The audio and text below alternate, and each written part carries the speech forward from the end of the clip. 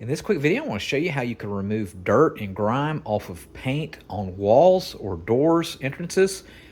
It doesn't matter if it's wood or it could actually be on regular drywall paint.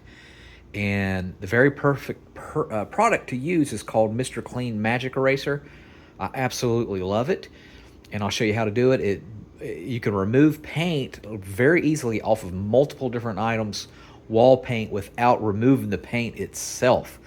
So you can get this off of Amazon, or you can get it at Walmart or any store. And the only thing you have to do is soak the Mr. Clean Magic Eraser, submerge it in water like this, and then you want to squeeze, and then you find the dirt on your wall or your drywall.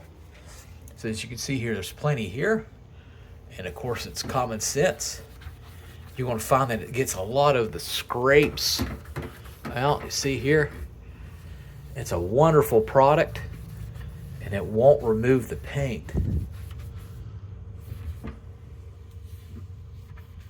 All right, been using it now for a couple of years and have really liked it. All right, I'll put a link in the comment section where you can get it off of Amazon. All right, let me know what you think and make sure you subscribe.